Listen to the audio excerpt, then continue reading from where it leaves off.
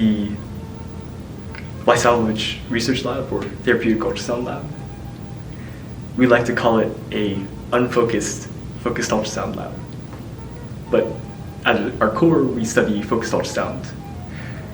You might think of ultrasounds as diagnostic imaging. So if you're looking at your different organs, you've got an ultrasound probe and you can see inside.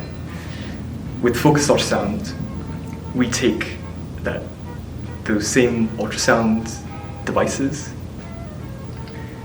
and we'll pull out the ultrasound speakers and arrange them in an array focused towards a single point. And when we put a high voltage pulse or pulses on that array and it emits ultrasound to the center, all those waves constructively interfere. And so we can deliver energy to that point to cause a number of different bioeffects, including heating or mechanical effects, or even neuromodulation. There's some very interesting things you can do. A big push in our lab is histotripsy, which is the world's first non-invasive, non-thermal, and non-ionizing technology to destroy tissue, particularly cancers. And it's a very exciting technology because we're imagining a future where somebody can walk into the clinic, they get treated with histotripsy, and a couple hours later they walk out on their own legs. You compare this to something like surgery, chemotherapy, where we're cutting somebody open or causing mass systemic effects that they'll have a very hard time recovering from. And histotripsy and many of its effects and in the particulars of the therapy avoids many of those complications. So our lab is trying to push histotripsy into as many applications as possible. For example, into pancreas, uterine fibroids, DNA extraction, doing skin cancer, and like soft tissue cancers and also bone cancers.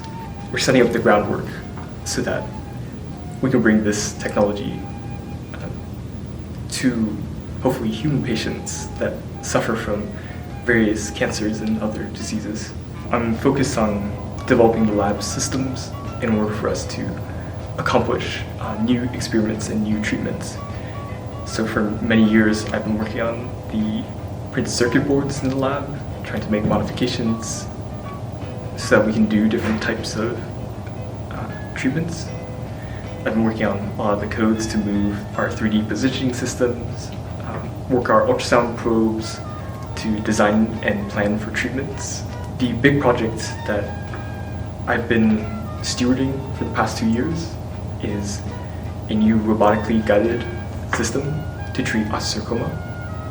And so I'm bringing my controls background and more of my image processing and these aspects into that project. And I've been leading that forward for the lab. And this year I started a senior design project within ECE, working with our lab as a customer to develop a new, extremely, as flexible as possible, multi-frequency histotripsy system in order to achieve new kinds of versatile treatment. A big part of the day-to-day in the lab for me has been learning from the researchers in the lab, and then also to the extent I can, sharing the knowledge that I do have. I've gotten to learn a lot from people with mechanical engineering backgrounds, material science, biomedical engineering, biological systems, even physics and pure biology backgrounds. And they've taught me so much about how to think about treatments and experiments and how to set these up, work with tissues, think about the physics of the problem that we're trying to solve. And at the same time, I sometimes act as tech support.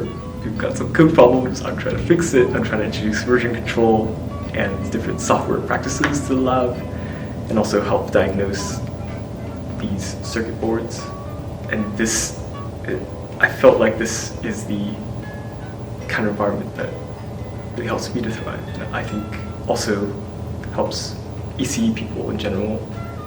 We can do a lot for people in different fields and learn a lot from other fields as well.